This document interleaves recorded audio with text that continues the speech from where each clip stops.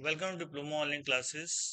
आज हम देखेंगे बीएमसी एंड बीएमईई का वीडियो नंबर 8 और ये आपका टॉपिक नंबर 8 भी है। और आज का टॉपिक है हाइड्रो एनर्जी या फिर जल ऊर्जा। ठीक है, तो ये टॉपिक भी इम्पोर्टेंट है। पिछले 10 सालों में कम से कम 3 से 4 बार जो है ये आपको देखने को मिल जाएगा कि पूछा गया है। तो ये बहुत ही आसान है, आप इसे एक बार पढ़ लेंगे तो आपको निश्चित तौर पे याद हो जाएगा। तो आइए देखते हैं हाइड्रो एनर्जी के बारे में। सबसे पहले हम लोग समझ लेते हैं इसके फिगर से। देखिए, हम लोग हाइड्रो एनर्जी क्या है, जल ऊर्जा है। जल में जो सन्निहित ऊर्जा होती है उसी को हम लोग क्या कहते हैं, जल ऊर्जा कहते हैं। जल ऊर्जा का प्रयोग हम करके क्या करते हैं, बिजली यानी कि विद्युत उत्पन्न करके हम उसे विद्युत एनर्जी में कन्वर्ट कर लेते हैं और फिर उसका प्रयोग हम लोग करते हैं। ठीक है, तो ये सिंपल सा डायग्राम है। दिखाया गया है कि बांध बना करके पानी को ऊंचाई पर स्टोर किया गया है, जिसमें पानी में जो है ये स्टैटिक एनर्जी जो है स्टोर हो गई है। फिर उस पानी को प्रवाह से बहुत तेजी से पेन स्टॉक के माध्यम से गिराया जा रहा है। फिर वो पानी जो है स्ट्राइक कर रहा है टरबाइन पे, टरबाइन के ब्लेड पे। टरबाइन को बहुत तेजी से घुमाएगा और वो टरबाइन से कनेक्टेड होगा हमारा जनरेटर, विद्युत जनरेटर, जो कि वो जब टरबाइन का ब्लेड चलेगा तो मैकेनिकल एनर्जी प्रोड्यूस होगी, तो उस मैकेनिकल एनर्जी से जो है हमारा जनरेटर चलेगा, जनरेटर से इलेक्ट्रिसिटी प्रोड्यूस हो जाएगी। अगर पिछला वीडियो आपने देखा है प्रोसेस फील्ड वाली, तो ये बहुत आसानी से समझ में आपको आ जाएगा। ठीक है, तो यहाँ से थोड़ा सा दिमाग में आपको क्लियर हुआ कि क्या पढ़ना है। आइए अब नोट्स के माध्यम से और अच्छे से समझते हैं। ठीक है, देखिए हाइड्रो एनर्जी के बारे में बताया गया है कि हमारे देश में विद्युत शक्ति के उत्पादन में जल ऊर्जा का विशेष महत्व है। ठीक है, हमारे देश में विद्युत शक्ति के उत्पादन में जल ऊर्जा का विशेष महत्व है। भारत में जल प्रचुर मात्रा में नदियों, नहरों एवं बड़ी झीलों के रूप में उपलब्ध है। ठीक है, आगे बढ़िए। जल में स्थितिज ऊर्जा, जल में क्या होती है, स्थितिज ऊर्जा होती है। जल में जब ये जल स्थिर रहता है तो उसमें क्या होगी, स्थितिज ऊर्जा होगी। अगर बहुत ऊंचाई पे होगी तो स्थितिज ऊर्जा ज्यादा होगी, स्थितिज ऊर्जा होगी।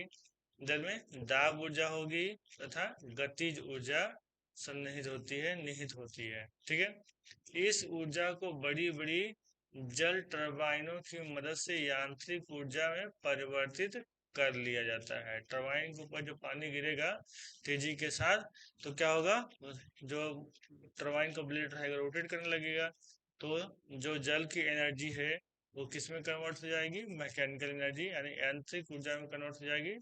तो उसके बाद से यांत्रिक ऊर्जा से हम क्या करेंगे, जनरेटर चला लेंगे, जनरेटर से बिजली मिल जाएगी। ठीक है, यही बता रहा है कि टरबाइनों की मदद से यांत्रिक ऊर्जा में परिवर्तित कर लिया जाता है तथा विद्युत जनरेटर द्वारा प्राप्त यांत्रिक ऊर्जा को विद्युत ऊर्जा में परिवर्तित कर लेते हैं। ठीक है, एक बार ध्यान से फिर समझ लीजिए।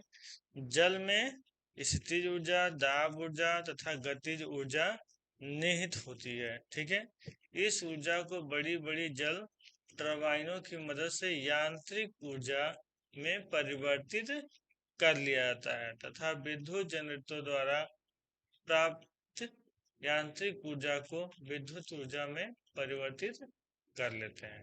ठीक है, अब देखते हैं जल ऊर्जा से शक्ति प्राप्त करने की विधि, जो फिगर अभी हम लोगों ने देखा था। अब आपको समझ में आ जाएगा।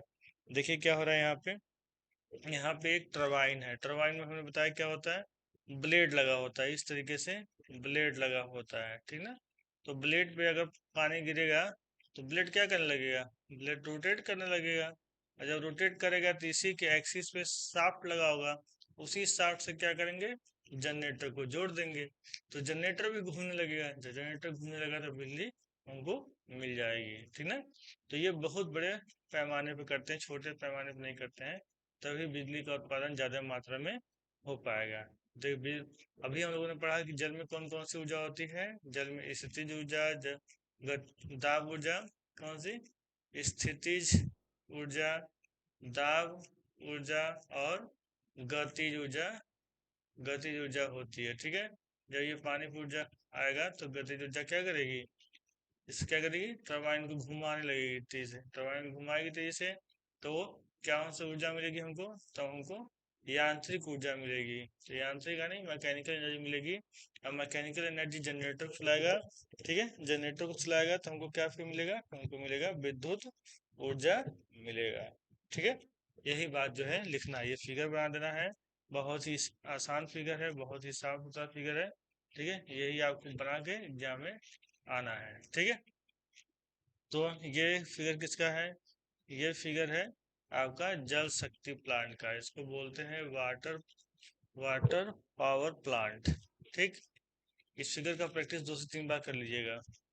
अब आगे देखिए क्या बताया गया इसके बारे में। इसके बारे में बताया गया है कि जैसा कि चित्र में दिखाया गया है, जहां जल का प्रवाह उच्च तल से निम्न तल की ओर होता है, वहीं पर शक्ति प्लांट स्थापित करते हैं। जहां पे पानी बहुत ऊंचाई पे होता है और उसका प्रवाह नीचे तक हो सके, मतलब डिफरेंस है ऊंचे तल से नीचे तल बहने की, वहीं पर क्या करते हैं, जल शक्ति प्लांट स्थापित करते हैं। ऊंचाई पर जलाशय बनाकर, जलाशय मतलब स्टोरेज करके, जहाँ पानी खूब सारा रुक सके, डैम बनाकर, ऊंचाई पर जलाशय बनाकर उसमें वर्षा नदी का पानी एकत्र करके ऊर्जा प्राप्त कर सकते हैं। ठीक है, आगे देखिए, ऊंचाई से पानी को पेनस्टोक के माध्यम से टरबाइन ब्लेड पर प्रवाहित करते हैं। ऊंचाई से जिस रास्ते पानी जो है टरबाइन तक आता है, किसी पाइप से आ सकता है, बहुत बड़ा सा पाइप लगा दिया जाए, बहुत मोटे डायमीटर का, कम डायमीटर का, या फिर वो नाला बना दिया जाए बहुत चौड़ा। ठीक है, जो भी माध्यम हो, उसको क्या बोलते हैं, जिस रास्ते पानी आता है उसको बोलते हैं पेन स्टॉक।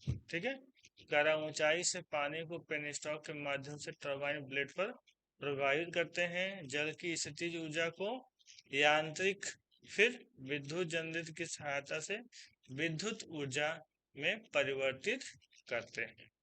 ठीक है, तो यहाँ तक ये पूरा आंसर हो जाता है। अगर 5 नंबर में आएगा तो इतनी चीजें आपको भी लिख करके आनी होगी। इतना सफिशिएंट नोट्स में हमने दिया है, पीडीएफ डाउनलोड कर लीजिएगा, इससे कम मत करिएगा। हमने ऑलरेडी ही कम करके लिखा है, तो आप इसमें भी मत कम कर दीजिएगा। ठीक है, जितना लिखवाए हैं उतना रट लीजिएगा अच्छे से, उसमें कम करने की कोशिश मत करिएगा। जबकि 2-4 लाइन बढ़ने लायक रहे तो बढ़ा ही लीजिएगा। ठीक ना, मेरी बात आप समझ पा रहे होंगे कि आंसर को बहुत शॉर्ट नहीं करना है कि 5 नंबर एग्जामिनर देने में कंजूसी करे, उसको लगे कि 5 नंबर नहीं मिलना चाहिए। इतना कंटेंट कम नहीं लिखना है। ठीक है, तो उम्मीद है आपको समझ में आ गया होगा हाइड्रो एनर्जी के बारे में, किस प्रकार से हाइड्रो एनर्जी को हम लोग इलेक्ट्रिसिटी में कन्वर्ट करते हैं। इसी प्रकार के टॉपिक हम आगे वीडियो में कवर करेंगे। अगर आपको समझ में आ रहा है तो चैनल को सब्सक्राइब कर लीजिए और वीडियो को अपने दोस्तों के साथ शेयर करें। मिलते हैं नेक्स्ट वीडियो में। Thank you.